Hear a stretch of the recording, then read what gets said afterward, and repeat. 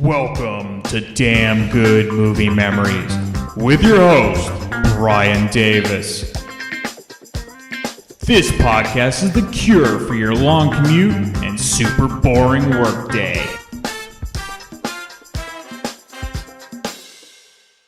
All right, you remember him from episode 9. We were talking movies with Dr. Dave Nichols. Number 9. Yeah, he loves music too. That was too perfect. Yeah. But he's back now. It's been too long, and I have so many questions built up for him. And the reaction to having you on the first time was so good that we had to have you back on, and you have to have your own episode. I'm glad my family listened to it.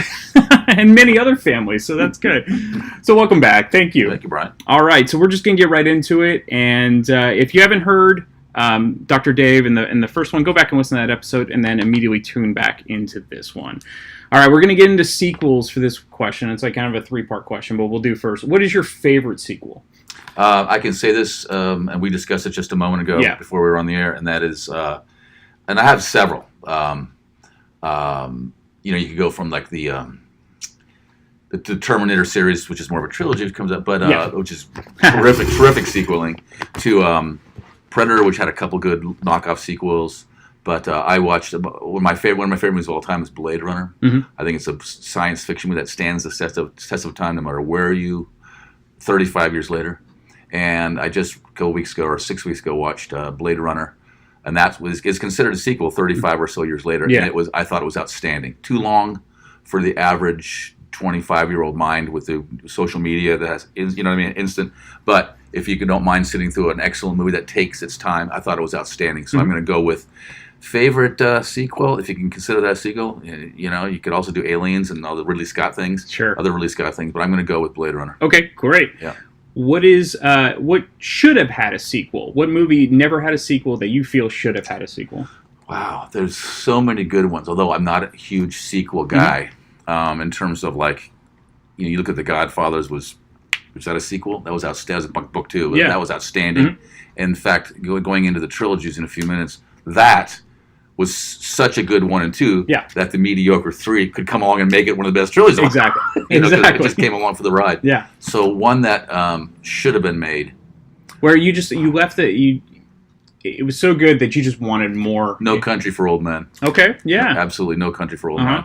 That's one of my very favorite movies of all time, and I don't know what you could have done with that. Yeah. We'll talk to the Coen brothers about that. But that's one I would have loved to have seen more of. That movie's over. I go, no, I want to see more of that movie. Yeah. That's a good one. Always pick that one. And then lastly, let's get negative. What should never have been a sequel? So many. Okay. Yeah. The Exorcist series, you go from one of the great movies of all time to the biggest schlock of all time. Jaws, exact same thing, just horrible. Ghostbusters, although Ghostbusters was not horrible when it came to the second one, and that it wasn't an Academy Award-winning movie to begin with. No, but they should have left it as is.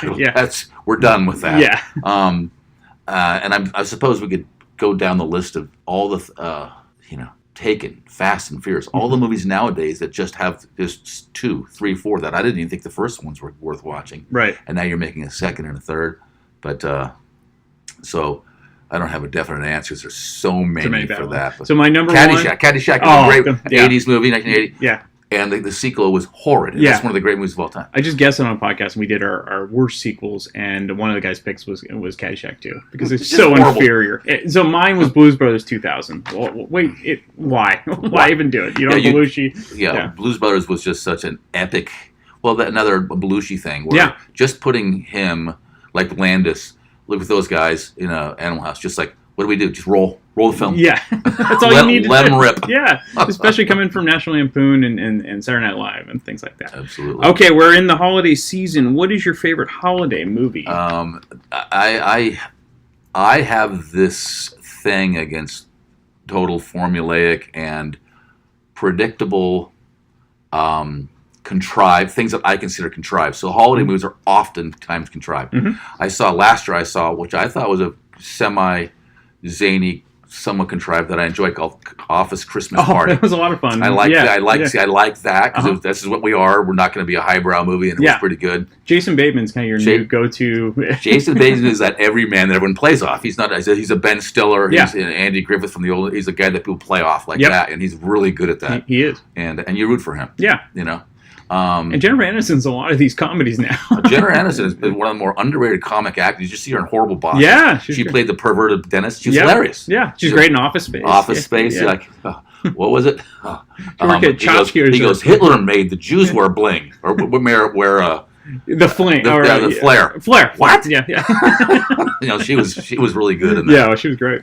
Well, I've already forgot the question. What your favorite holiday movie? So I'm going to actually have Christmas Vacation was pretty good. Mm-hmm. There's a lot of pretty good ones. And I swear, this is not what you think of as a holiday, but Groundhog Day is such a great movie. I mean, call that a holiday movie. No one picked that. That's great. It's a really good movie, and mm-hmm. it's actually a really good kind of a spiritual, if you look at it from a step back about how we repeat the same thing on a day-to-day basis. Yes. I thought that was, and that's Bill Murray at his peak of just being fantastic. Yeah. That's so I would say, believe it or not, that's my favorite holiday movie. That's a great one. Nobody picked that. Oh. So, all right, movies you hate, but everyone else seems to love. Oh, I'm going with Top Gun. Just really can't stand Top Gun. Okay. Yeah, and even with the soundtrack, it bothers me when I hear Highway to the Danger Zone that was going to be your intro theme too. That was man. No, I don't. So those pretty boy contrived movies. Now, if I watched it again, I like Tom Skerritt. So, mm-hmm. I'm saying if I watched it again, I might feel differently, but I just refuse to. So that's a movie that no, that everyone loves, and there are probably so many others. Yeah. Titanic. Sure. Yeah. I'm not saying it had its moments, but come on, Yeah. First of all, we all take artistic license when we watch anything, but surviving in 31-degree water for 2 hours floating there, I think it would have been like 10 seconds, and Leonardo's career would have been over after that. Well, speaking of Titanic, what movies do you think are too long?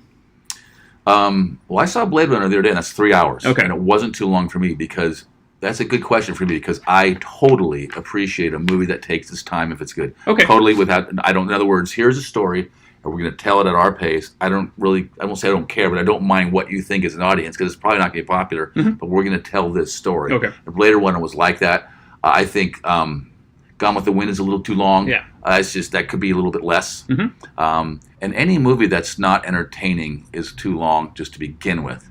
So George Clooney made a movie that I really looked forward to, and it was Syriana. Mm-hmm. And if he had taken that back into the editing room and edited it differently, it got confusing. Yeah. And so it was too long with the confusion of what's going on. Yeah. But that's a movie that could have been done differently and maybe made a little less long. And we always say, we joke, a lot of us like Judd Apatow movies, but he's almost always a half an hour too long. And I don't think any comedy should be longer than 90 minutes. I think that's your sweet spot. I thought The 40-Year-Old Virgin was great. Yeah. Yeah, and that's an Apatow, right? Yeah. I thought that was a really well done. And I don't know who made, this will come up later on. Sure. By the way, the audience, he gave me a list of some questions that might or might not be asked.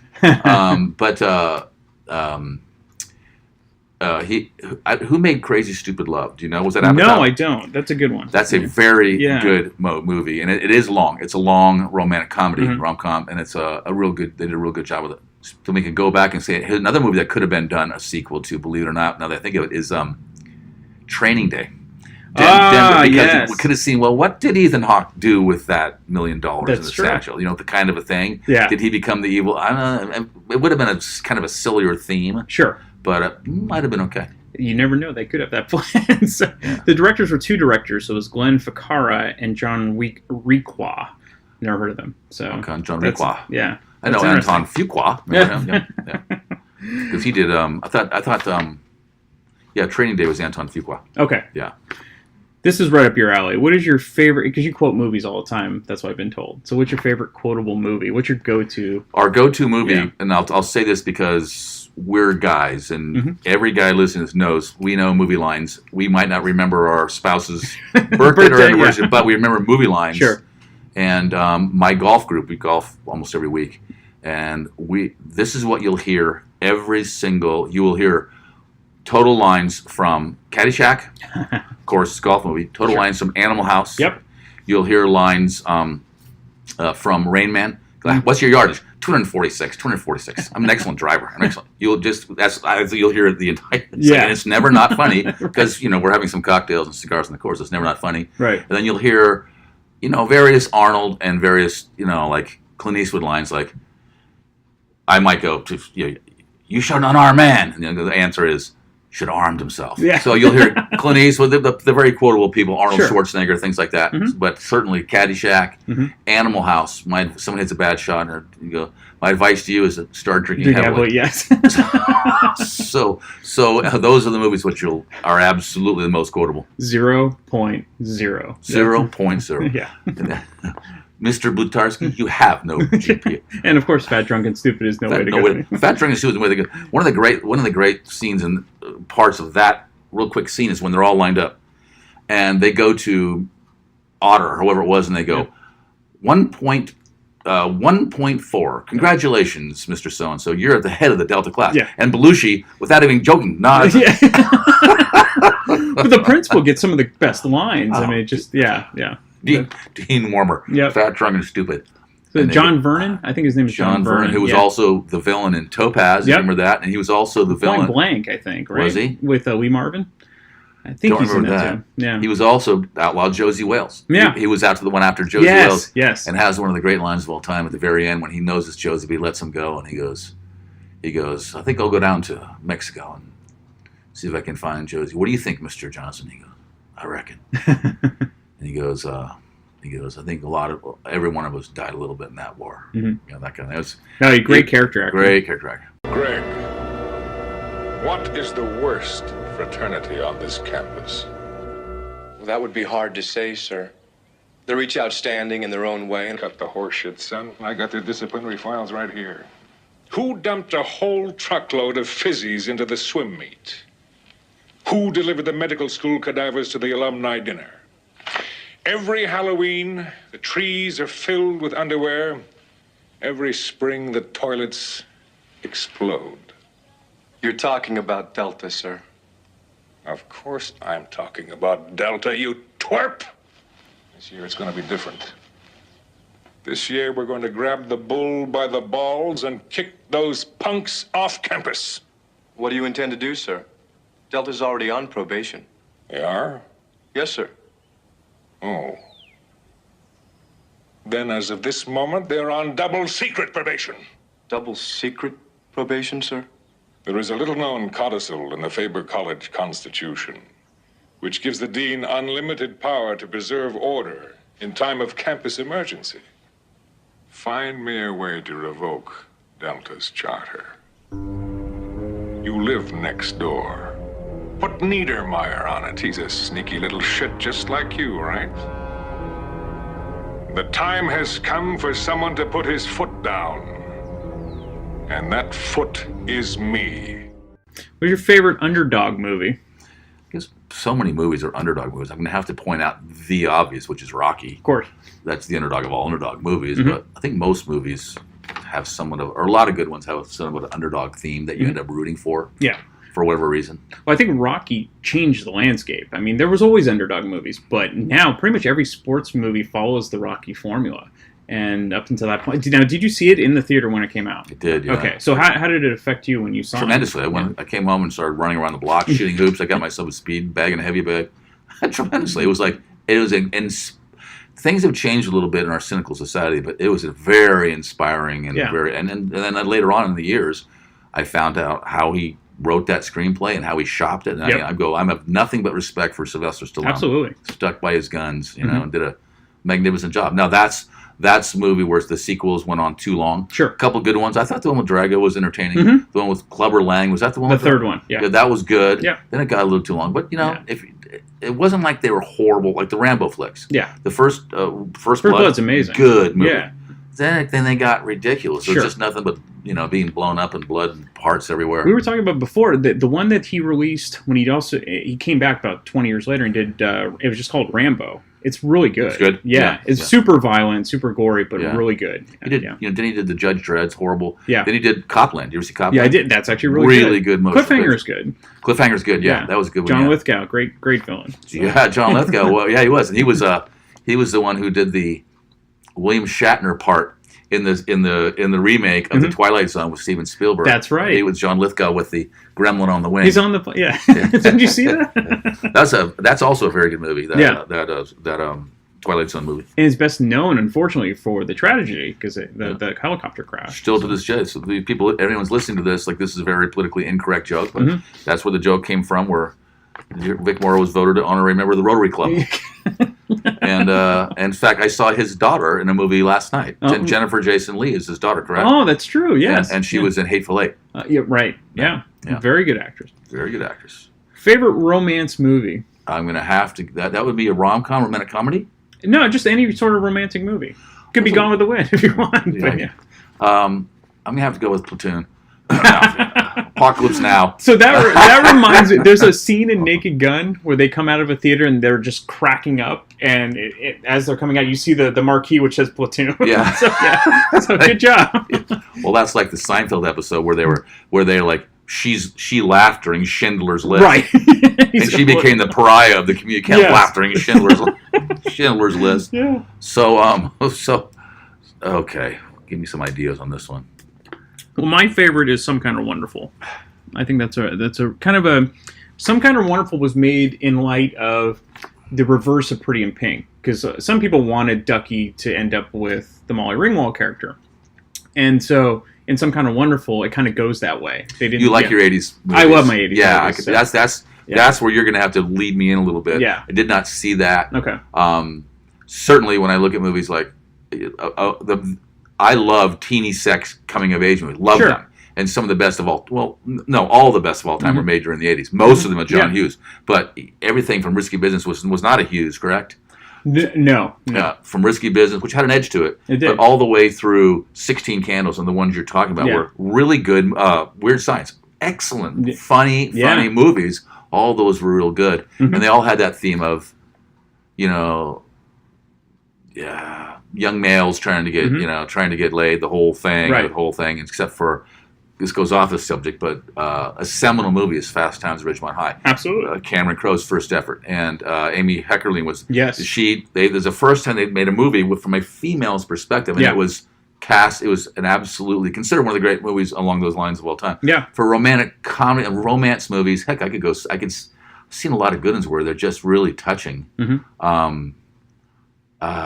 But on the romantic comedies, When Harry Met Sally is one of the best. Great one. Sleepless in Seattle. Yeah. And Crazy Stupid Love. I thought is a really excellent motion picture. I thought that was just zany and crazy and great. There are probably some other romance ones too, where it's just pure romance. Another really 80s one that it doesn't feel like an 80s movie is Cousins. Did you ever see that with Ted Danson and Isabella Rossellini? No. And William Peterson. No. So he basically meets. I won't give it away. You should see Cousins. It's a really good. Interesting. Movie. Ted Danson. Because you don't think of him, and you think of him as Sam Malone. Yeah.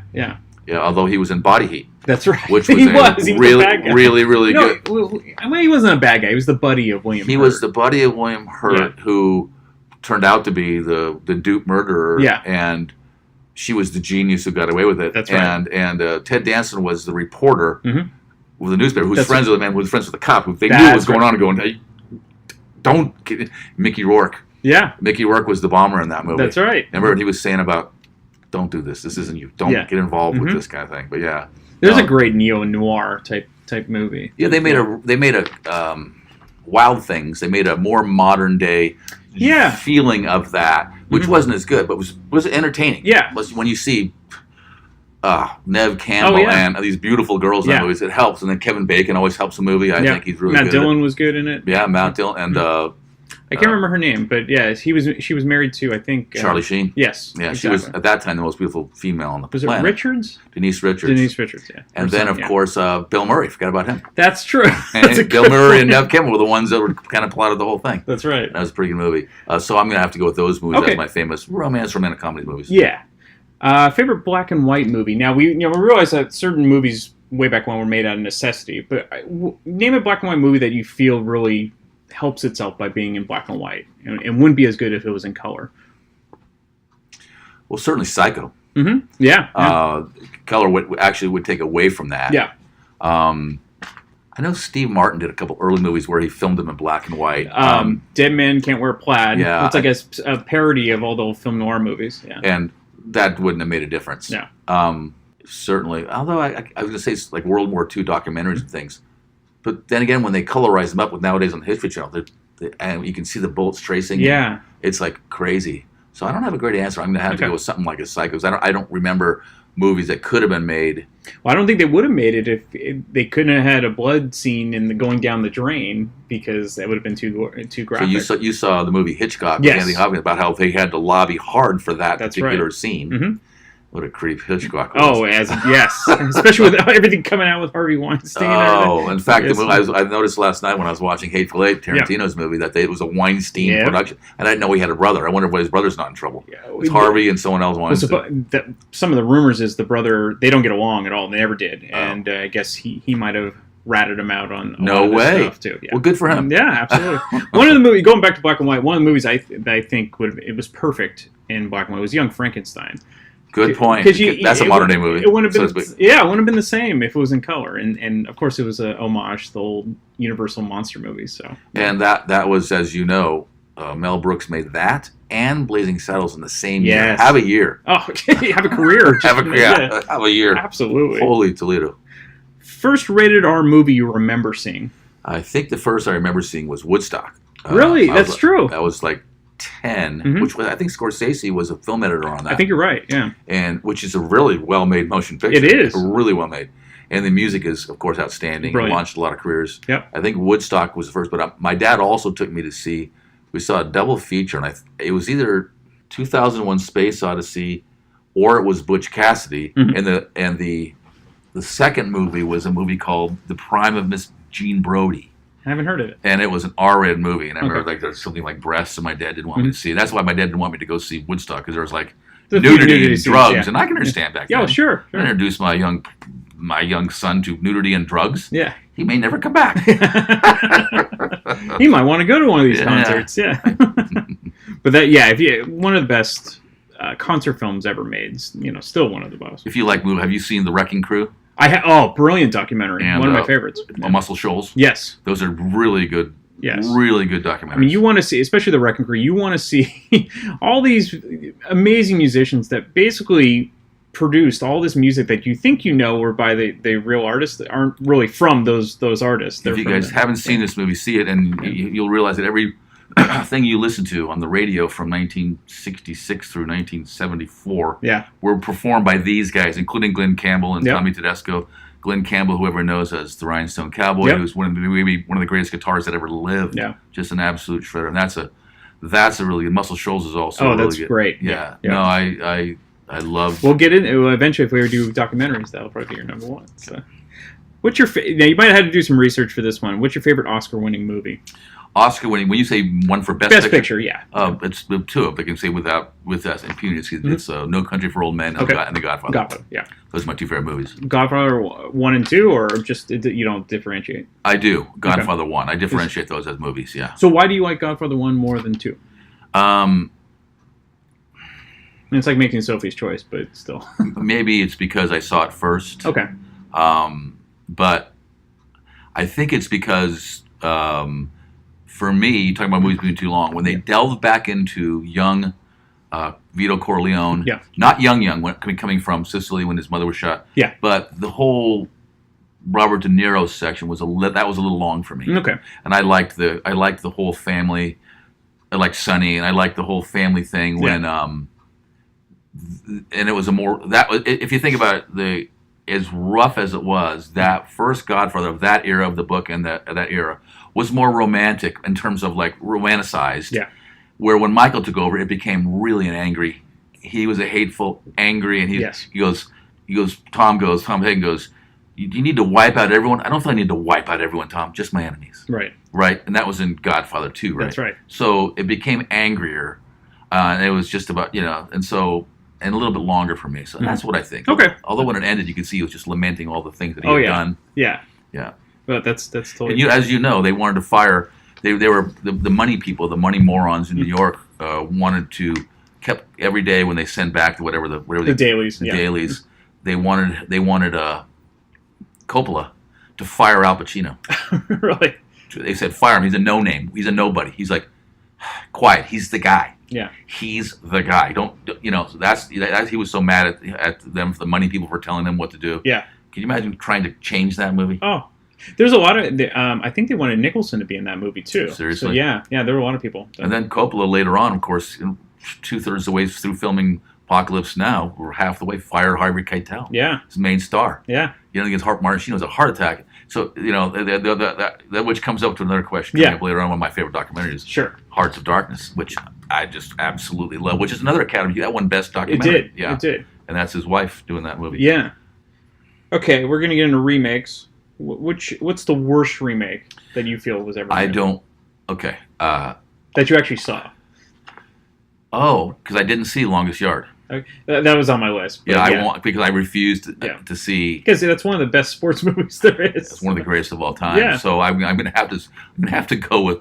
I'm going to do something that I criticize people for. I'm going to make an opinion. I have no say on it, but I'm going to say Longest Yard. I just can't do it. My dad and I saw it. We agree with you. Yeah. So yes, that's just can't. It was the first one was so good. Yeah. So other. Are you going to ask about good ones too? Yeah, that's the next. Okay, because I just saw. Yeah, what's your favorite remake then? I loved. So first of all, I loved the Mad Max trilogy. Okay, with Mel Gibson. Yep. As you remember, Mad Max came out. Wasn't that popular? Road Warrior came out a couple years later. Hit the world like a bomb. Was top 10 Time magazine. Right. And that catapulted them, which made Mad Max famous again. Mm-hmm. Then they did Beyond Thunderdome, which got criticized. And I thought I just saw it a couple weeks ago. Yeah. Pretty good movie with Tina Turner, and I liked the theme of that. So to segue into that, Thunder Road, that the one that just came out, Fury Road, yeah, is a really good sci-fi. That's done by the same director. I can't think of his name right now, Miller. Yeah. And that's I thought that was a really good motion picture. Okay. Yeah. So it's a good one. Is that considered? No, yeah. No, I mean, it's borderline sequel, borderline remake. Yeah. What is that? A remake or a sequel? A reboot? I don't know. Yeah. So what are some other? So my favorite, and it wasn't a great movie to begin with, but I prefer the Eddie Murphy Nutty Professor to the Jerry Lewis. Oh, do you? I'm not a huge Jerry Lewis fan, and so I can see that because Eddie Murphy's likable, and Jerry Lewis turned out to be kind of an odd fellow. Yeah. And just a little too. He wasn't that talented, quite honestly. He was just zany and kind of creepy. Yeah. Did you see both Manchurian Candidates? I did, and actually, I did like the Denzel one and the Meryl Streep. Yeah, and of very course different about Corbett, but the first one with Lawrence Harvey and Sinatra. Angela and Sinatra was a really, really good motion picture. So that's Cape Fear. Cape Fear is great with those first two Lee Marvin, but it's also very good with Nick Nolte and Robert De Niro. Yeah, it's very good. So that was a real good remake. Here's some fun trivia. What was the movie that De Niro was watching when he's laughing maniacally in the theater? And it makes it even funnier when you realize what the movie was. It's going to be a gross horror movie. No, it's completely the opposite. What? It's Problem Child. So seriously. So he's laughing like an idiot to this horrible comedy, which I have a guilty pleasure for. But yeah, I mean, it makes it that much more fun. Max Cady. Yeah, yep. Yeah, Max Cady. Who was Robert Mitchum in the original, him and Gregory Peck. So. And it's funny because when they I think in the sequel, in the remake, Nolte and De Niro changed roles. Yeah. Right? It was originally Nolte, and they both said, what if we kind of, I wonder how many times that's a good question for you. How many times people have said, what if we reverse these roles? Well, going back to The Godfather, I guess James Caan, he was going for the Michael part, and he eventually became Sonny. He was perfect as Sonny. Yeah, Corleone, he was. Santino. Yeah. Yeah, so I wonder about those things when people kind of, what if we did it this way? Mm-hmm. You hear about these stories where the director would be wise to listen. Caddyshack went in a different direction than they originally had planned, right? Yeah. And they did have a little too much of the caddy stuff in there. Right. In terms of the little girl dancing and the I'm not pregnant thing. Yeah. But whatever, it wasn't too long. No. And of course, during that movie, wasn't she the same girl in Animal House? Like, wasn't that the same girl? That was the checkout counter. Yeah, girl. And she was the one later on was in here's another 80s movie that is excellent. Mm-hmm. Fright Night. Yeah, with a really good combination of campy, silly, and very creepy. Yeah, with Chris Sarandon, right? Chris Sarandon as a very excellent Dracula. Yes. And she was the love interest in that. Mm-hmm. Amanda Bierce. Yeah. And then later on was on Married with Children. Yes, absolutely. She played Marcy Darcy. Yeah, that's the next door neighbor. Yeah, so she's had a pretty nice career. Oh, she has. Yeah. She has. Yeah.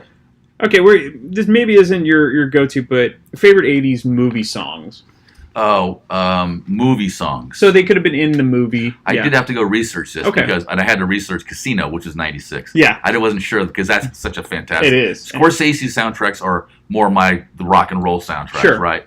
With Color Money, he had Clapton do some of the. Did not music. know that. Yeah, because he's such the band, all the movies he's things he's done. He loves the Stones, so yeah. He is the Stones guy. Yes. He probably is like when people say Beatles or Stones, he'd go Stones. Yeah. I'd go Beatles, that kind of thing, or whatever. You know? I'm kind of like that too. I appreciate the Beatles, but I'm a Stones guy. So yeah. So you look at so many good soundtracks. That was the era of good soundtrack movies. Yeah. And so the ones like Dirty Dancing. Yep. And certainly Breakfast Club was probably the most famous of the Don't You Forget About Me, Sure. all those kind of things. Do you know who they originally wanted to sing that instead of Simple Minds? No. Billy Idol. And you could see that I voice. can see that. Yeah, and eventually he redid it. A little bit of edge to it. Yeah. Yeah, I can see that. But I guess he turned it down. He was already riding high, but that would have been another hit for him. Yeah, and what was I reading recently? Like one of the '80s movies, there was someone that had a hit, and it was Dan. I Can Dream About You. Dan Hartman. Yes, yeah. And he wrote the song. He offered to Hall & Oates. Ah, okay. Who turned it down? Yeah, because they were things were changing for them and turned that down. Yeah, it's funny how people will do that. Just kind of give like the Beach Boys and used to work with Jan and Dean and then they used to write with and these people kind of just the Eagles trading off with Running on Empty. Yeah, they're all friends and trading songs. I remember when the not fun, but Surfing Safari, some huge hit. Surf City. Brian Wilson wrote it and gave it to Jan and Dean. His dad was just pissed. Of course, Brian Wilson's dad is in the category of Michael Jackson dad, Tiger Wood dad. Yeah. Some of those actresses and Macaulay Culkin's parents are just not good human beings. No. Whatsoever. Yeah. Yeah. Well, speaking of soundtracks, so Rocky, the Rocky soundtracks are iconic. But Eye of the Tiger was supposed to be Another One Bites the Dust. That's what Stallone wanted. So Queen wouldn't give him the rights to it, and so he settled for Survivor, who really, he liked their early stuff, but they didn't really have a hit until Eye of the Tiger, and then they shot up from that. Did you ever see that commercial from about 6 or 8 years ago where they had Survivor on it? Mm-hmm. And it was... Yes, and they're doing like, dun, dun, dun, right? And it was about Ned. Yeah. And then they were there, did a good job. I forgot what the commercial was for. They did a good job. There's some really good Geico commercials. They were using like Europe for the final countdown, and they're nuking their food, like they're in the microwave. And, yeah. And they had, I think that's the one that had Eddie Money. Yes, the two tickets to Paradise. He sounded stroked out though, man. I don't know what's going on with Eddie Money. I've got 2 tickets to Paradise. Pack your bags, we'll leave tonight. It's next month, actually. Paradise. No, 4, remember? Whoa. You know, Ronnie, folks who save hundreds of dollars by switching to Geico sure are happy. And how happy are they, Jimmy? Happier than Eddie Money running a travel agency. Get happy. Get Geico. 15 minutes could save you 15% or more. Yeah, he had a good run. He did. Not looking that. Although I heard him on the radio like 5 or 6 years ago when Greg Kinne used to have a show around here because they're buddies. Mm-hmm. What are you doing now? He goes, I'm a soccer dad. Drop my daughter off and take her to soccer practice. Still performs in Santa Cruz. He'll do the free beach stuff. So Eddie Mahoney. Yes. So there's a lot of good 80s soundtracks. There are. And actually, our last episode, we did a volume 3 of our favorite 80s movie songs. So check that out, folks. Yeah, I will. So what else have I missed? Like just real quick, like Guns N' Roses wouldn't have been in anything because they were more like 90, weren't they? Yeah. So they were in Terminator 2. You Could Be Mine was like kind of the main theme in that. And they even did a music video with Arnold. Guns N' Roses is good trivia. They were in the last Dirty Harry movie, Deadpool. They're the kind of the long-haired guys in the funeral scene. Yes, I remember that. That was them. And Welcome to the Jungles, and Jim Carrey's actually in the band singing Welcome to the Jungle. But yeah, it wasn't a good movie, but it was shot in the Bay Area. Which, we're gonna get to that. Yeah, right. Yeah. Trying to think about it. Of course, you have Weird Science, Oingo Boingo, great song. Oingo Boingo was great in Dead Man's. They did the song Dead Man's Party in Back to School, where they're the band during the party. When Rodney tore the dorms apart and made the party pad with Kurt Vonnegut and whoever else was in the writing the books, and Oingo Boingo was there doing that. They were the party band. Yeah, so. yeah. I remember my dad bought that soundtrack just for that song. So what's that guy's name? Danny Elfman. He's a famous composer. He's a famous composer. He does a lot of Hollywood movies and things like that. All your Tim Burton movies are pretty much scored by Danny Elfman. So he's got a dark side, though. He does. What's your favorite sports movie now? You kind of mentioned one before, but do you have any other ones? I'll tell you a few I don't like, and I generally don't like sports movies. Okay. I think they fall into that category for me of formulaic. formulaic and contrived. Yeah. like Tin Cup. I'm a golfer, and I don't like Kevin Costner. And I don't like that movie. You know, hitting 10 balls in over the water because you're going to prove a point and go back to your crap hole driving range in West Texas. Come on. But did you like Bull Durham? Because that doesn't follow a formula, though. There's no big game. I don't. Okay. Something about Susan Sarandon that at that point bothered me. Okay. Kevin Costner to me is too wooden. I just didn't like him in that era. He loosened up as he went along, and I didn't like, I didn't like that movie. Okay. I don't know why. I just really, there's certain scenes I love. There's a scene when the manager and he's like, he goes, you got to scare him. Remember, he goes, and he throws the bats. He goes, you lollygag. You lollygag. You know what that makes? Lollygag. Lollygag. I don't know what to do with these guys. I beg, I plead, I try to be a nice guy. I'm a nice guy. I don't... Huh? They're kids. Scare them. That's what I do. Yeah. You lollygag the ball around the infield. You lollygag your way down to first. You lollygag in and out of the dugout. Do you know what that makes you, Larry? Lollygaggers. Lollygaggers. What's our record, Larry? 8-16. 8-16. How'd we ever win 8? It's a miracle. It's a miracle. So there are some good scenes. Oh, there are, yeah. Yeah, but it's just not a movie. So there's a lot of sports movies I don't like. Okay. But you do like The Longest Yard. The Longest Yard I liked a lot. Okay. The Natural. Is that a prison movie or is it? Anyway. Oh, great football scenes. You could say MASH if you just want the football scene. We got a red flag. Hot Lips Houlihan, right? Oh, yeah. And then yes, exactly. Yeah. The MASH is a good movie. It is a very good movie. They maybe made that into a successful series. You talk about conversions and things like that. That will be one of our subjects: best movie to TV and best TV to movie. And so a lot of sports movies I don't like. In fact, most I don't like. Okay. A League of Their Own. There's some ones that are okay to watch, right? Yeah. For me, the best sports movie and I guess Caddyshack, but the best is The Sandlot. I just think that's an outstanding motion picture. I just think they're made for kids. If you haven't seen The Sandlot and you're a guy, you got to see that movie. Every guy I know. That's another one. My friend's quote: "If you was thinking, you wouldn't have thought that." Yeah. Or Wendy Peppercorn. She don't know what she's doing. She knows exactly what she's doing. And that came out right when I was at that perfect age, and so that was great. Oil and lotion. Yeah, Squints. Squints Papadores. Yeah, you're killing me, Smalls. Someone said that the other day. So I know someone's wearing a T-shirt. One of my patients, I'm gonna say, they said, "You're killing me, Smalls." Yeah, that's beautiful. It's iconic. That's a great T-shirt right there. What's your favorite heist movie? Yeah, I'm gonna have to go to. I want some tips from you because I don't know. I remember the French Connection. I wouldn't consider it heisty, but it had that element of the criminal activity. That's more about Popeye Doyle and the whole thing. And then you like Reservoir Dogs? That's that ended up interest. That was another one of those. Yeah, that's good. But though most of the movie isn't about the heist, it's about everything around it. That's a very Tarantino thing. It is, which he can be criticized for, and that is the human drama. I think he's seen a lot of like Sierra Madre human. That's where it comes down to, and sometimes he gets a little carried away. Like in the movie I didn't care for with Kurt Russell, I liked a lot was Death Proof. The dialogue in it, the female dialogue just went on too long. Yeah, and believe it or not, Planet Terror. I thought was really good with the Rose McGowan with Machine Gun Leg and the whole thing. I thought that was a Rodriguez movie. Yeah. So throw out something like I love the Ocean sequels. I love all those movies. They're just fun, mindless entertainment. There you go.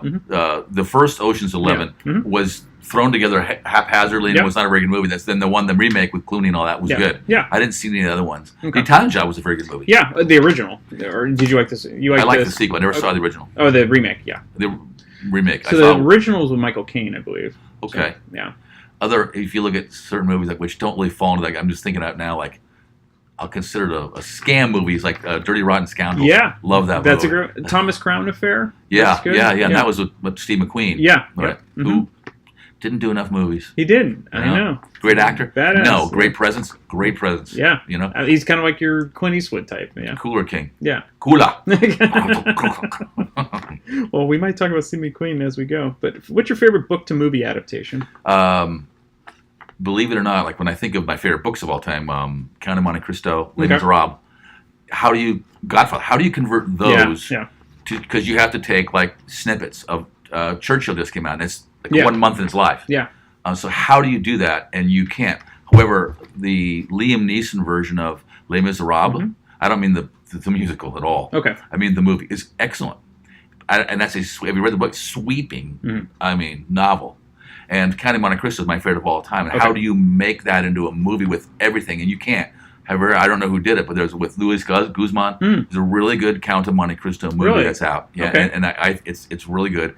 It's a small thing compared to the Dumas and what he gets into and the mind, which is just fantastic. I have it on audiobook, and I just listen to various chapters just to listen to Sir David Clarke narrate that. Another book that I thought was a good adaptation. In fact, I thought it was outstanding. Was Friday Night Lights. The true story. I'm a high school football coach and fan, and the whole thing, and the story of Odessa, Texas, and this whole story.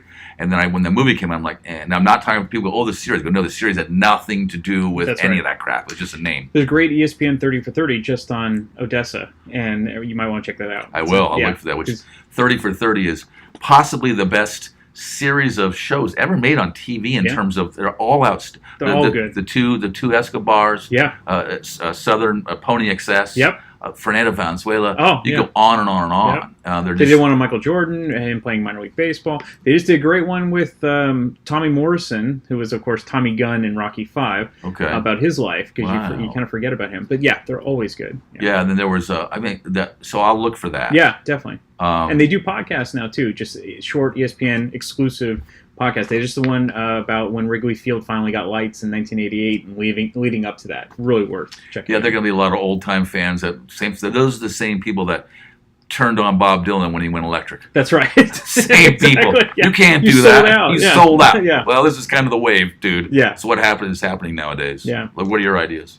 I would say I love The Firm because I do. Yeah, I just say Grisham. Yeah, and that's almost all the Grisham adaptations have been really good. But I think that one was my favorite, with Gene Hackman and Tom Cruise. Did you read Red October? I didn't. Clancy.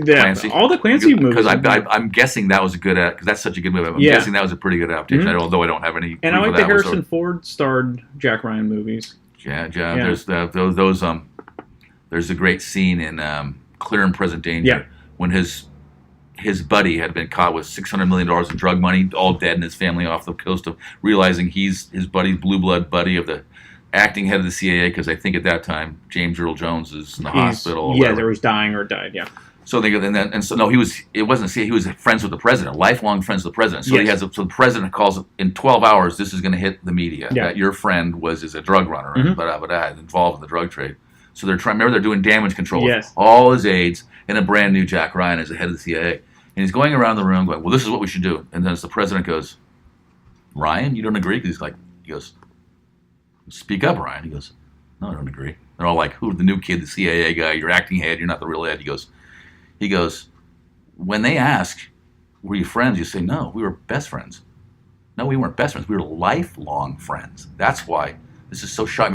This is why it's so shocking to me." He goes, "You draw it closer to you. You don't push it away." He goes, "Mr. President," one of the great lines. He goes, "There's no use diffusing a bomb after it's already gone off." Yeah, that's true. I love that line. Yeah. Then at the end of the movie, he goes, when he's going to go testify before Congress against the president. Yeah. And he goes, "No, you're not, Ryan." He goes, "Now you got a chip. You're a big player in the big game. You're going to keep that chip in the pocket until you need it." He goes, "It's called don't worry, Ryan. It's called the Potomac two-step." He goes, "I don't dance, Mr. President." Yeah. And then you just see him going, and the movie ends. And then the movie ends, and he's in front of Congress. That's right. And all that kind of stuff, which is kind of depressing right now. What's going on right now? Well, that's and another one that's kind of political based is Absolute Power with Gene Hackman and Clint Eastwood. Yeah, I thought that was a good movie. That's a heist movie.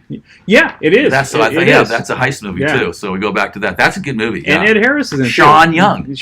No, you're thinking of the one with Kevin Costner. Oh, No Way Out. No Way Out, which is actually a remake of The Big Clock, I think. It? Yes. That's a good Costner movie. Yeah. That's a good Costner movie. It is. Sean Young was the... But wasn't Gene Hackman in it? He was. He was the one... So twice he's been in these. Gene Hackman plays a great bad guy. Gene Hackman, in every role he's ever done, I thought, in The Firm, he was... His pathos, you felt bad for the guy because he was just worn out and he did some wrong things. Yeah. But Little Bill... Yeah. And, and Unforgiven. And Unforgiven, Yep. which is one of the great movies I think I've ever seen. Got one of the best laughs in a movie too. Yeah. Gene Hackman. Yep. He's the one who goes, "You shot an unarmed man." He goes, "Should have armed himself." Yeah. That's Gene Hackman. No, Gene. Yeah. So those are good choices. Yeah. That Absolute Power was good. Yeah. What's your favorite cult classic? I'm not a cult guy. Okay. So I don't like Rocky Horror Picture. Okay. Yeah. The ones that are considered cult classics. So if you throw out some other names that are considered ones, like for me, my family, I consider Office Space kind of a cultish movie, and I love that movie. So basically, it's movies that didn't do well, but it have whatever reason gained. Shaun of the Dead. Yeah. Office Space, really good movies. What else might be in that category? Well, I loved Rad. Did you ever see the movie Rad from the 80s? It's about this it's BMX craze in the mid 80s. Huh. And my mom rented it, and we'd rent it from Rod's Records here in San Carlos, and all the time. And so I love movies like that. They weren't that big. One of my any John Waters movie before Hairspray was pretty much a cult classic. Malin, who's on the podcast, talked about the first time he saw Pink Flamingos. What a disturbing movie that is. Did Waters do Little Shop of Horrors? I don't think he did that. Okay. He did Hairspray was probably his breakout. Yeah. So I don't know. I suppose an incredibly written by Oliver Stone, directed by John Carpenter, I think. No. A completely over-the-top, ridiculous, and great movie, Scarface. That's got to be considered kind of cultish. Right. It's so, Tony Montana, it's so ridiculous. It is good. It's good to watch, isn't it? With a stunning Michelle Pfeiffer. Yeah. Oh, my God. Yes, absolutely. Which I think she was born stunning, and she's 60-something. She's still stunning. So when I was going to Cromwell High School here in Belmont, she starred in Dangerous Minds, which is based on the Cromwell. And so she came when I was a sophomore, and we all skipped class to go take a peek and everything. She looked beautiful then. She still looked beautiful. Yeah, I remember seeing like People magazine or something. They used to have those like they have pictures in high school, and if they look like now, like 15, 20 years, and they like from geek to chic. They used to call it or something, whatever it was, or that thing, and they'd have pictures of like. You've seen some of these pictures of like Jimmy Kimmel, these band geeks. Oh yeah, and what they're like now. And I remember like, they showed a picture of Michelle Pfeiffer like as a junior and Michelle Pfeiffer now. You're like, what's the difference? What's the difference? And that same thing with like Bo Derek. It was like, are you kidding me? Yeah. Some of these people like, like I think George Clooney was handsome then and handsome now. Some of these people like didn't seem to age very much at all. Some people always have it. What's your favorite musical? Okay, I'm gonna have. I have so many female friends that when I quote my musical lines, that they say, "Are you sure you're not gay?" Yeah, I'm pretty sure. That's because my family grew up in. Well, my sisters were actresses, and I was always going to plays, and I can quote you musicals and what have you, but far and away, The Music Man, because that was our family movie. The Music Man was our family movie growing up, and so my sisters would sing that even that complicated song by Robert Preston. May I have your attention, please? Trouble in River City, capital T, and rhymes with B, and Central Pool. So absolutely, and Shirley Jones as the love interest and the main character in it, and of course her son just died a couple weeks ago. Kind of sad. Yep. So I would say for sure Music that. Man. Yeah, I also liked Jesus Christ Superstar. Yeah. My sisters played in that a lot. That's that was really good. Yeah. Mine is the Blues Brothers, because it's not conventional. No, it's not. Old Brother, Where Art Thou was not conventional. Yeah. And that's, I thought, a really good movie as an ode to the Odyssey. Yes. Yeah. I also like Fame, the movie version of Fame. Did not see that. Yeah. What's your favorite? And this is kind of a weird one. What's your favorite food movie or food scene in a movie? And what's your favorite thing when you actually go to the movies and eat? That's easy. Anything, but it's going to be a hot dog and it's going to be popcorn and it's going to be Raisinets. There you go. But my favorite food scene is the opposite of a food scene. Okay. And it's the vomitorium in Stand By Me. That's a great one. I don't know who picked that one, but yeah, it's such a lard ass. Yeah. That's such a great movie. It is. Rob Reiner, right? Yeah. Rob Reiner. Yep. Stephen King. God, based on a short story called The Body. Yeah. Stephen King wrote so many things that people don't know Stephen King wrote. Shawshank Redemption. Well, ask your dad about Stephen King. Yeah. He might not be his biggest fan, but as a prolific writer, he goes, he's the best there is. That's exactly what he says. Yeah. So what about you? What's your favorite movie thing? Animal House, the food fight. Oh yeah. So you gotta, and the Sam Cooke song going into that. Don't know much biology. And as he's just going, stuffing his John Belushi, one of the best physical comedians. Yes. Dick Van Dyke, John Belushi, Chris Farley. Chris Farley. These are fantastic physical comedians. Yeah. And he was just who's that guy? Inspector Gadget. That guy, the Italian guy. He was in Rat Race and all that. Yes, Rowan Atkinson. Yeah. Another great physical comedian. Yeah. But Mr. Belushi's Bean. shoving it. Yeah, Mr. Bean. Shoving his face with everything. And that boy is a pig. Guess what I am? No. Oh, That's it. Get it? You know what? That's just a.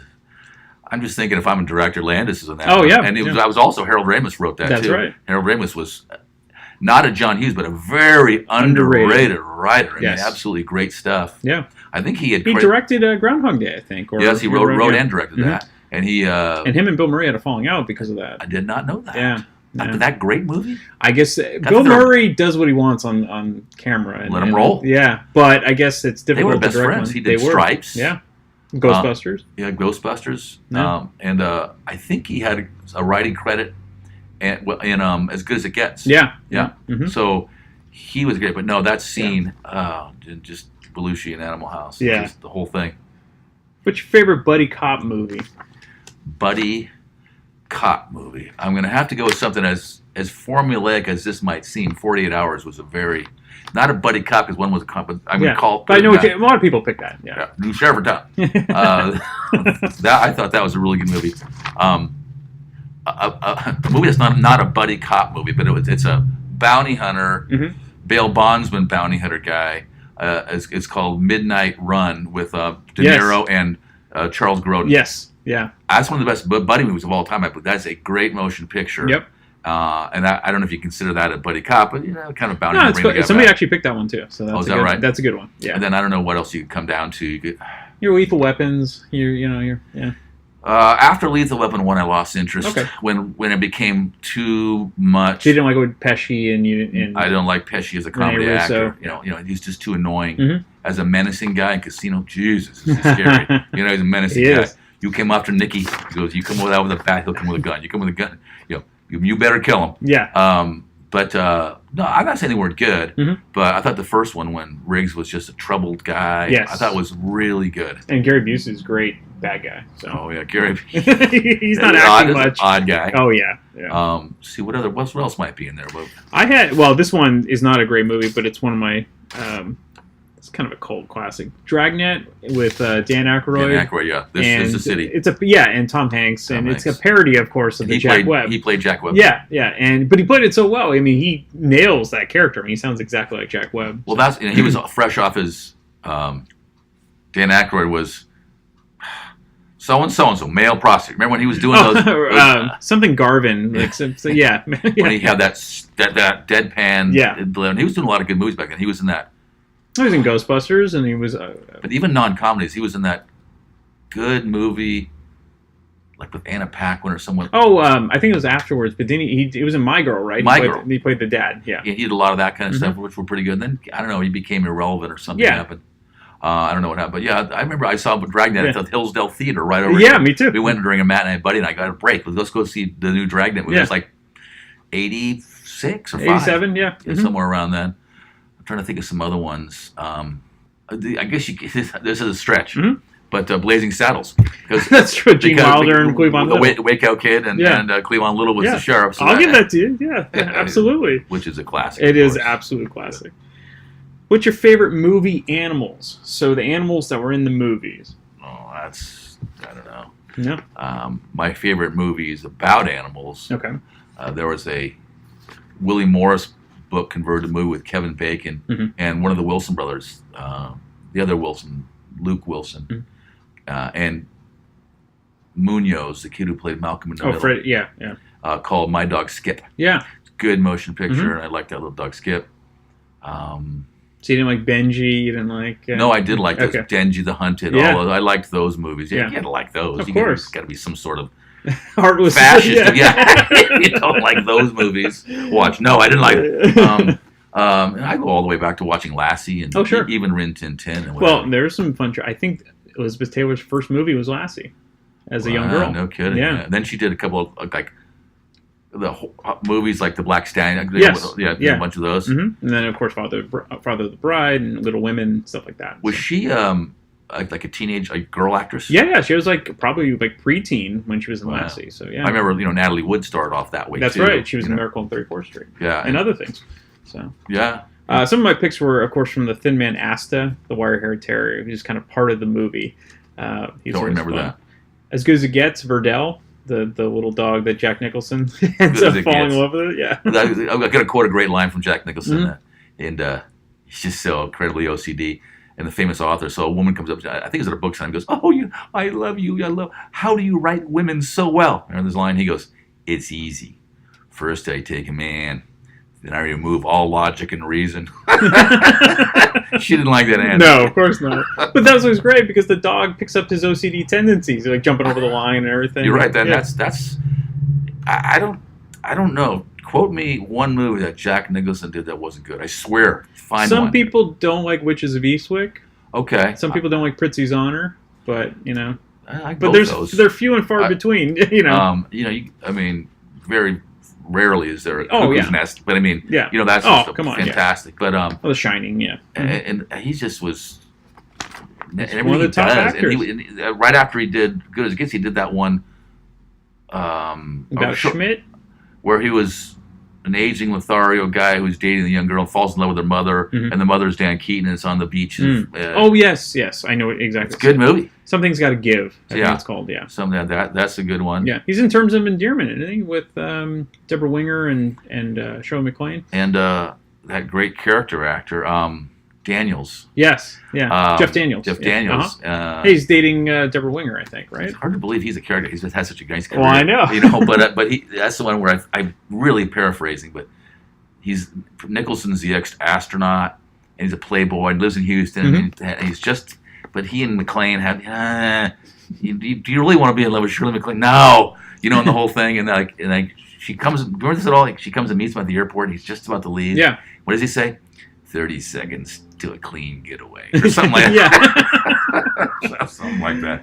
And then, of course, in Every Which Way But Loose, Clyde the orangutan. So was it A Right Turn, Clyde? Yeah. It was great. It was those are fun movies.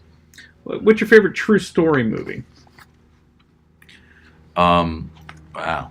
There's so many of those because I read historical fiction. Yeah. So I like that kind of stuff. So many that take any Scorsese movie, right? Mm-hmm. So honestly, Gangs of New York, you say people didn't even know that was. They didn't even know that was a part of history, written out of the history. But my tongue. Casino. Yep. Fantastic. The Departed. Mm-hmm. The Ray Liotta one. Yes, Goodfellas, based on Henry Hill. Henry Hill. Yeah. I've seen on the History Channel all those kind of things. Interesting guy. He used to call into Howard Stern when he was still under witness protection. No kidding. You're gonna get whacked, Henry. And be like, so there are so many movies along those lines, say based on a true story. You have that kind of thing.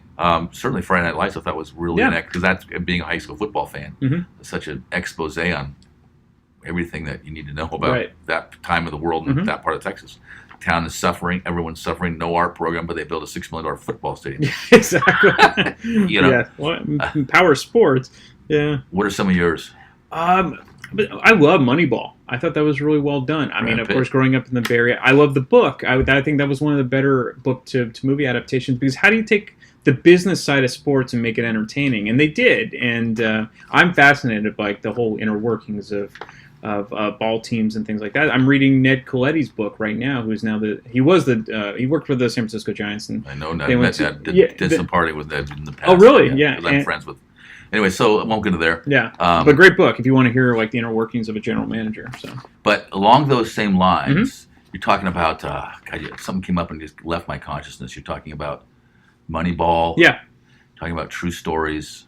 Based on true stories. I had a couple ones that just sprung to mind that are just outstanding. I'm sorry, I lost track of that. That's okay. We can come back. For a couple more, maybe I'll spark my memory. Okay. Okay. Sorry. Thinking, the Big Short.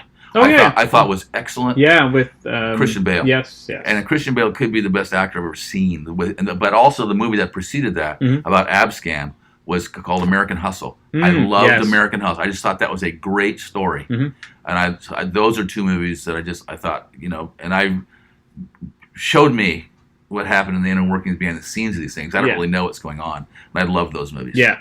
Big Short was really good. Yeah. Your favorite trilogy? Trilogy. Does it have to be, like, for instance, okay, like... pretty much you have to like all three, which is tricky. Alien. Oh, there you go. Aliens, all three were good. Uh-huh. And I forget if the third one is the one, because it literally goes on to... Sure. Now it goes on to Resurrection, then it goes back to Prometheus. Yeah. I don't know. But I'll say the Alien for sure. Mm-hmm. Terminator. Mm-hmm. The first three movies, very good movies. Mm-hmm. All of them very tell a story, which is now becoming very prescient about artificial intelligence, developing consciousness, and very interesting themes. Godfather, like we mentioned earlier, because of the weakness of the third one, but the 1 and 2 were just like, it's They're like, iconic. Just it's like your 3-hitter in the lineup's not very good, but the rest of your lineup's great. That's what your dad would like. Probably, yeah. There you go. No, it's like because wasn't it Babe Ruth who hit before Lou Gehrig? Yeah, that's right. And so that's the best 1-2 punch I've ever heard of or seen in my life. You know, that kind of thing. Mm-hmm. Bonds and Kent had a really good duo they did? for a while. Did they not? And another Yankees you have in *62. You have Mantle and Maris. So yeah, amazing. Yeah. What trilogies are you thinking of? Well, Back to the Future. I think that's the first one's the best, but the other two are very enjoyable. They did. They did not schlock those sequels out at all. They did a good job with those. Mm-hmm. Yeah, there might be other ones out there too. I do. It would have been, and this is tricky. So Indiana Jones, Crystal Skull, forget about. But I love Raiders of the Lost Ark, and I love Last Crusade, not Temple of the Doom. So that pretty blonde woman in that in the third one, Kate Capshaw. Because it was basically she did not do a good job, and that little she boy, married to Spielberg. Dr. Jones, she was just like, it was horrible. It was horrible. Now, what was the other movie he was in? The little kid? Yeah. Gremlins? I don't know what. Goonies. He's Data. He's the gadget guy. He just did in that movie, that was not a good movie, you're right. Yeah. It wasn't horrible. It wasn't horrible, but compared to Raiders and Last Crusade, it wasn't. No, Raiders is, it's interesting because you look at Raiders of the Lost Ark, and a movie that was considered along those lines from about 18, 15 years ago was Brendan Fraser in The Mummy with Rachel Weisz. Yeah. When I watched it on TV, they gave it 2 stars. That's not a 2-star movie. That's a 3. That's a good. The sequel's not so much, but the first one's great. Right, the sequel's not so much. It was really, really good. Mm-hmm. And I watched the Tom Cruise Mummy. Yeah, I didn't even finish it. Didn't like it at all. I rarely do I not finish a movie. Yeah. And when the other movie was so good, and that was considered in the Raiders vein. Yeah. So was Romancing the Stone. My dad's favorite movie. And even though Romancing the Stone 2 was okay. Yeah. But that was Jewel of the Nile. Jewel of the Nile. Mm-hmm. Yeah. Those were good movies back then. Yeah. That's also when Kathleen Turner was coming off Body Heat and was looking about as sexy as a human being can look, and Michael Douglas was the pinnacle. Well, actually, off the streets of San Francisco, but they then went into all those kind of those steamy Fatal Attraction. Fatal Attraction's great motion picture. Disclosure. Yeah, those are he was in a movie. Oh, Basic Instinct. Yeah. Basic Instinct. What's the one with Sharon Stone? Basic Instinct. Yes. Yeah. I think even that's even better than Fatal Attraction. Yeah. I like that movie a lot. Falling Down's an underrated one. Very dark, but there's another quoted line. This is what you'll hear in my family, my boys. Look at this sad squashed burger.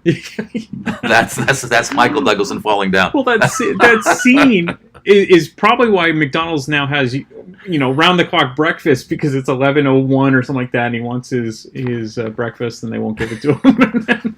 Michael Douglas is in 2 movies that a movie called Traffic, which is great, and he's also in a movie which I think is great called The Game. Love that movie. Yep. Just with one of my favorite scenes. If you guys who are listening have seen it, the very, very end of this incredible sequence of events that have befallen, so to speak, Michael Douglas, and he's alive, and there's a party for him, and his brother Sean Penn, Conrad, and that's my son's oldest son, Conrad, and he holds out this T-shirt, he says, gives it to him, he goes, "I was drugged and left for dead in Mexico, and all I got was this stupid T-shirt." I gotta find that T-shirt. Yeah, that'd be... All right, we have a few more. Are you ready? Keep going, because we have about a handful more. So, favorite John Hughes movie, and this could be written or directed. Plane, Trains, and Automobiles. Absolutely love. Best Thanksgiving movie. Just such a. funny yet heartfelt, touching movie. Steve Martin is such an uptight prick. Oh, yeah. And yet he breaks down, and John Candy's just the one scene, just every scene. Yeah. The one scene when he just rips into John Candy. Yeah. He's talking about, he goes, when you tell a story, he goes, here's an idea, have a point. He goes, you talk endlessly and never come to a point. He goes, I could sit through hours of insurance seminars with a smile on my face, days. He goes, people say, how do you do it? He goes, because I've been with Del Griffith. He goes, they go, oh, yeah. Shower ring salesman, yeah, wow. He goes, you're like a chatty Cathy doll. Remember? He goes, except you pull your own string.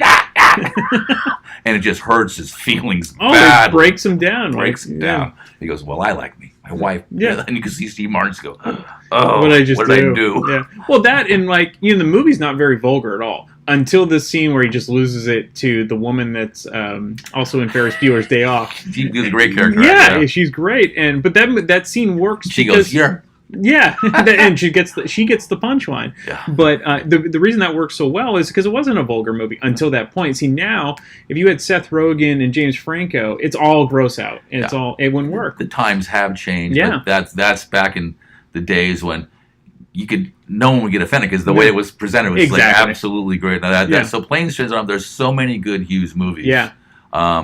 Even the ones that aren't that great, like The Uncle Bucks, sure, and the Great Outdoors, and they're fun. They're good. They're good to watch. Enjoyable.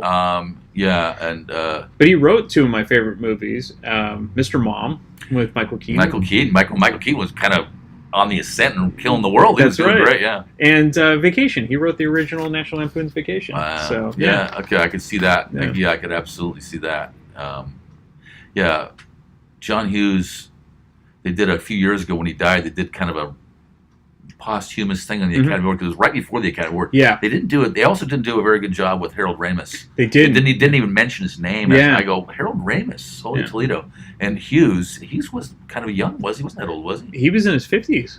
Very amazing, young. And he had a run where he owned the 80s. He did. He absolutely did. Absolutely killed it. Everything he did, and he made so many people stars. Yeah. The old Brat Packy group, right? I think he enjoyed writing more than directing because he didn't direct that many movies, but he wrote a lot. He even wrote Home Alone. So that's serious. Yeah. Speaking of good dads, Macaulay Culkin's. Okay. I watched a movie the other day, which is a really good. I love it. Have you ever seen She's All That? Yeah. Freddie Prinze Jr. and all that. And I just love that kind of a romantic comedy, TV, sex kind of thing, coming of age. Paul Walker, the handsome guy, passed away. Yep. Supposed to be a wonderful human being. Stories I've heard of him where after he passed away, there was a person that came on the radio that told a story where they were in a jewelry store and witnessed this. Paul Walker was buying some jewelry. I think it was a jewelry store owner. Okay. And then a couple came in, like a woman and a military younger guy, and he wanted to buy a wedding engagement ring for his young bride, and they liked the ring and couldn't afford it. He said Paul Walker was just witnessing this. When they left, he went and bought it and said, "Give it to him to give it to her. And don't tell him who gave it to him." That was Paul Walker. That's awesome. Isn't that awesome? Yeah. You hear stories of just like big-hearted guys. Yeah. Like that. So the little kid, the little brother of the Pygmalion girl, she's a famous actress, I guess, too, or model. But that was Macaulay Culkin's brother. Another Culkin's actor. Kieran. I think it's Kieran Culkin. He's good? He's very good. Yeah, he's a really good actor. Yeah. Yep. One and done movies that you may enjoyed, but you'll never watch them again. That's interesting because almost every movie I watch, I could watch again. Okay. Which is ridiculous, but guys do that. I could probably, I don't know, I might need a little help on that one and done. One of the common ones is Schindler's List. It's amazing, but to watch it over and over again for some people, that's too much. Yeah, I would be laughing too hard. Yeah. Can't giggle my way through that. No, that's I could see that. Yeah. Even movies like Private Ryan. Yeah. Although I have seen it several times, but I mean, I could see how people would not. Apocalypse Now is heavy. I've seen that 40 times. Titanic, stuff like that. Yeah, I didn't even want to see it once. Right, there you go. It's not a bad movie. Yeah. Isn't that the one that made Cameron $27 trillion? Absolutely. Yeah. Yeah. That's when he divorced the Terminator woman, right? Yeah. Linda Hamilton. Yeah. She only got like $100 million. For her. Yes, exactly.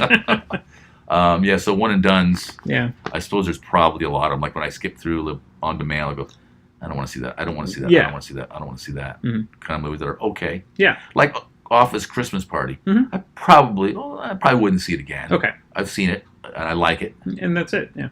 Although I do like your guy. Jason Bateman. Jason Bateman, yeah. And he was a child actor. He was in that series. He was, Yeah. the young boy. He was another one of those guys. And his sister, I don't know if she acts anymore. But they're kind of like who's the other brother's sister?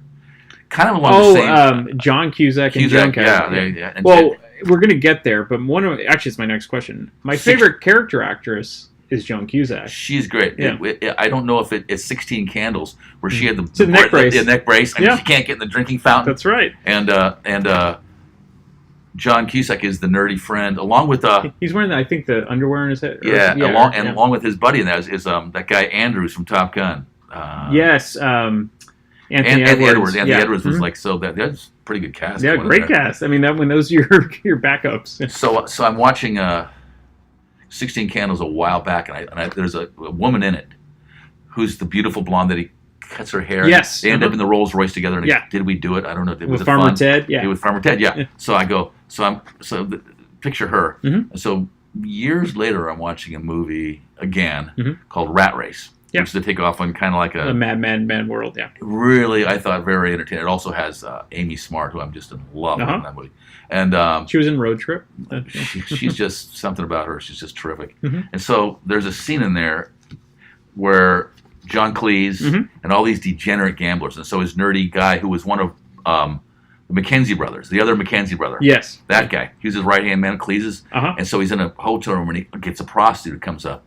And he says, she goes, well, I'll do anything. And she's like, well, I want you to, I don't know, put feathers on your head. I want you to put me in the hot tub with Jell-O and shave my back. And like all these things. Like, she's like, what? Yeah. So finally, she's like, they finally negotiate a price. And like when they go, okay, $1,500, and we have a winner. Everyone comes from behind. They're just gambling on it. What was the price that she would do these crazy things for, right? That was the girl. She was a brunette in that, but that was that. I go, I recognize her. Yeah. So I did that the other day. I was watching a TV program. And I go, who is that little girl? And it was. I go, oh, that was Nicole Eggert, who was later on with Baywatch. And she, I go, because these people you kind of look, oh, I recognize that. And then later on, you go, oh, that, Well, it's always fun. Well, nowadays with IMDb, you can find out all of this, but it used to be, you had to kind of think about it, and it's ruined a lot of our family holiday things because we would keep telling each other, you're wrong. We can settle these arguments in basically 2 minutes now. So even if I know I'm probably wrong, I'm not going to be able to carry that lie out for very long, right? We're just going to look it up. Yeah. You can't look at me. I said Psycho was 4 hours. Yeah, that's right. It sounded good. You were convincing about it, though. Let's go back in time. What was your favorite movie as a kid? The one that you watched all the time. As a kid. That's interesting because you couldn't just go to TV back then and watch movies over and over. Of course, back then, the only movie that we saw with any repetition was The Wizard of Oz. Yeah, or It's a Wonderful Life or something. Yeah, because you weren't gonna watch, like Gone with the Wind. Sure. So those are ones we saw with repetition. I don't remember more than that because we would go to the movie theater and literally for 50 cents. Back in the day when I had a horn for an ear, but we'd go. I remember when we went to the theater at the Odyssey Room on a matinee when I was like 10, 12, and we saw, I think it was like 50 cents. We saw THX 1138 and the Omega Man. Wow. That was back. No, THX wasn't great, but that was back in the day of great sci-fi. Yeah. Planet of the Apes and Westworld and Soylent Green and all those really good, Charlton Heston movies, all those really good sci-fi type flicks for 50 cents. And sometimes we do that over a little bit. Now I watch movies. I'll watch Shawshank if it's on TV right now. Sure. Or so many movies are in that vein right now. Well, I think that's why the 80s, with home movie becoming affordable and you could rent movies, that's where you had people just watching stuff over and over again. And cable TV, getting HBO. Even if it wasn't a great movie, you'd watch The Legend of Billie Jean over and over again because it was always on. So. Well, I remember we sat down and watched Eddie Murphy Delirious. Yeah, absolutely. And then watched it again. Yep. Yeah. We rented the whole player. Yeah. It's like, I don't want to see Eddie Murphy. He goes, just shut up and drink some beer. And we were just like, let's watch it again. Okay. Yeah. Yeah, it was brilliant. Have you ever had any celebrity encounters that you can discuss? It could be a musician, it could be an actor, it could be anything. Yeah, there's a couple I can discuss. Like, Okay. With the Leonard Skinner Band. And, Oh, really? Like Canuck Die and things like that. Oh, no. I remember when I was a kid, I don't remember this exactly, but there used to be a restaurant your dad would remember in River City called Zim's. Okay. There's one in the city, too. And we were there. My parents told the story. We were there, and I'm 5, and my sisters are all kind of aspiring dancing actresses. And Shirley Temple was there. Shirley Temple Black. Yes. And so they So were from like, Woodside, right? yeah. So they were in awe, and like they go, "Hey, this is." I'm like, who are we? Who's Shirley Temple? I don't know who Shirley Temple was. I know the drink, you know. Yeah, still a good drink to this day. Yeah.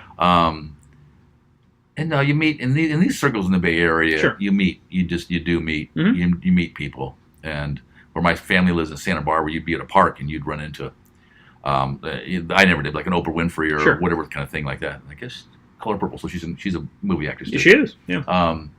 And I would see Rob Lowe all the time. Oh, really? Yeah, I saw Kevin Costner at a driving range down there. Okay. And then around here you see the Jerry Rices and the other people. You run into those kind of people. Yeah. And I never, because of the Ned Coletta story, and because the people I know, I You personally- never got involved. The starstruck thing never struck me. Sure. Never bothered me. Never. You see people that are just fawning, especially like can't do that. Yeah. Can't do it. It's just little, I remember we used to be like the Sean Estes. People just fawn. He's so handsome. Like, Yeah. and I'm going, lady, you're 50. Come on, take it easy. Take it easy. Like you have a son, and like don't look so. It happened to us at Yahoo. So Terry Semel, who was the head of Warner Brothers before he became the CEO of Yahoo, had all these celebrity friends, and so he brought Tom Cruise there. And people who I thought were As normal, big as you can get. yeah, and Katie Holmes was with him at the time, towers over him. And people that I thought were normal that I worked with were losing their shit, just like seeing Tom Cruise, and I was like, it's just the guy, Who, regardless of his Scientology Yeah. and all that, he's pretty good with people. He He's is. a pretty personable guy. He stopped by. He made time for everyone. Yeah, now he knows how to glad hand. He does. He knows how to do it, whether it's sincere or not. I don't know, but he still knows. He's got that Bill Clinton thing where people like him. Yeah. When you actually meet him. Yep. He's also a guy that I think he's probably fairly odd, but his movies, I thought most of them are right on. They are. Most of them. Maybe not The Mummy. We discussed that. Yeah. But all the way back to Risky Business. Yeah. Really good movie. Mhm. I don't know who directed it. Hard edge to it. Kind of have a rough Definitely. edge to it, Good movie though. Rebecca De Mornay. Yes. And I can't forget his Curtis Armstrong, his buddy. Booger? Yes. He's Revenge of the Nerds and Better Off Dead, which is a great movie. He has one of the great lines of all time when they're being chased by that great actor who was the pimp. And he was Joey Pantoliano. Yes, and he was Joey also in the movie we referred to earlier called Goonies. Midnight Run. Oh, and Midnight Run. Oh yeah, you got it. He was great, but remember he was chasing him, and Booger goes, and he was later in Moonlighting. And right after that, he goes, and then a really underrated movie, but movie that we love is Revenge of the Nerds. Absolutely, good motion picture. Bad sequels, but great original. Yeah, and when he goes, he has one of the great lines, and he goes, "I can't believe I have a trig midterm tomorrow. I'm being chased by Guido the Killer Pimp." Very good character actor. Yeah. Okay, what is your favorite animated and non-animated Disney movie? I wouldn't know Disney that well. Okay. Because I saw Lion King a million times, and when my kids kind of outgrew that, Okay. I just couldn't see an animated movie again. Okay. So I just like the animated ones we saw. Like I'll say it, like 101 Dalmatians. Yeah. Still to this day, like that movie. Mhm. There was a good one called Beauty and the Beast, the one with Gaston. Yeah. I liked that. Yeah. Because my sons watched that. Lion King, you see it a million times, you kind of get sick of it. Sure. Bored, But even the early Disney movies like Snow White or Cinderella or Bambi, Dumbo. Yeah. Remember Bambi meets Godzilla? Yes, it's 3 seconds long. But I don't remember though. Like animated things for me were cartoons, and then still to this day, one of the best Lee Mendelsohn did Charlie Brown Christmas. Yeah. Still in '66. That's a great. Yeah. Well done. It's not a. You can be an adult and still appreciate it. Excellent. Yeah. The Grinch. Yeah. That's a really well done. Boris Karloff. With Cindy Lou Who. Mhm. Boris Karloff. You're the foul one, Mr. Grinch. So other than that, I don't, because I refuse to watch Cars and Sure. all those Even new the ones. Pixar ones? Yeah, I just can't do it. I got so burnt out on. Dad, let's watch Lion King again. Oh yeah, yeah, it's not. Okay, so these are fun ones. The city movies. What's your favorite San Francisco movie? favorite New York movie, and favorite Chicago movie. I'm going to give you two, was Bullet and Dirty Harry. Absolutely. Yeah. Although, as a movie, Magnum Force was also really excellent. Yes. In San Francisco. As like, as good as Dirty Harry, I think. And it gave rise to Tim Matheson, Yep. David Soul, and the guy was in Airwolf, right? yeah, so that's pretty good. And Hal Holbrook as the He's so good in there. Harry Callahan. In my 32 years, I never had to draw my weapon. Yeah. Man's got to know his limitations. So many great ones. Just his looks are perfect. You know? So San Francisco, I'd have to go with those. Okay. One of the most iconic car chase scenes ever. Although I love The Game. Yeah. That's San Francisco. Yeah, it is. That's a really good motion picture. Mm-hmm. New York has so many. I don't even know where to begin. I think of the great Popeye Doyle. French Connection. French Connection. Mm-hmm. And I wouldn't even know where to begin with New York movies. There's so many. And Yeah. Chicago, I'd have to give some, maybe John Hughes movies, where there's suburbs of Chicago. Yeah. Almost all of them, right? Oh, Ferris Bueller. Yeah. Blues Brothers, that's, Yeah, so I don't know too much about the Chicago genre and all that kind of stuff, yeah. And last one, and we kind of touched on this earlier. What are your favorite documentary? My favorite documentaries, anything 30 for 30. Yeah. It was so well done there. And that's when they started that series. It was about getting movie quality directors making these short things that do a good job. And that's why they're good, too, because they're always different perspectives. So many good documentaries I've seen. Those music ones, The Wrecking Crew. Yeah, definitely. And Muscle Shoals. And it was not a documentary. It was they just kind of did it. Mm-hmm. But I would also say Hearts of Darkness. Yeah. With Sofia Coppola. I think, yeah. Who's the daughter? Or is that Sophia? That is Sophia. That's okay. Coppola's Then it's daughter. her mom. Then. Okay. Oh, Carmine Coppola. Okay. Yeah. I don't know. Yeah, and honestly. she won the Academy Award for Best Documentary of that disastrous everything that happened in that called Hearts of Darkness, which is a great Conrad book as well. Yeah. What about you? Documentaries? A lot. The Ken Burns documentary on baseball. Yeah, you Ken Burns anything. Anything. Yeah. Ken Burns anything. But if you appreciate baseball, you have to. It's must watch. There's a great one called "All Things Must Pass," which is based on George Harrison or what? No, it's based on the creation of Tower Records, and it gets Wow. into the owner. I believe his last name was Solomon, and just the rise and fall of Tower Records, and basically the music industry. I'll have to look for that. Yeah, really well done. It's on Netflix, and then there's one I think exclusively on Netflix, "The Battered Bastards of Baseball." It's about Kurt Russell's dad, I think. Kurt Russell was great. Could have been a ball player. He was, and so his dad created a independent league in Oregon, in Portland. It was the only one at the time because basically Major League Baseball owned all the minor league systems, so he kind of created his own team of these battered bastards who were once, good prospects and just wanted another Probably shot. A pretty good league. Yeah, and they ended up beating these teams that were like Pacific Coast teams. Yeah, exactly. And Wow. Kurt Russell played for them, and they even got Jim Bouton midway through the year, who was coming back. He's kind of banished for baseball because of Ball 4. Yeah, and really well done. I think his name was Bing Russell, who was I think was a character actor in Gunsmoke or something like that. So definitely worth checking out. Yeah, I saw Russell he was on a TV show, Tina Fey's. It was a pretty good, and they were interviewing him. Mm-hmm. This was right before Hateful Eight, so maybe a year or two ago. Yeah.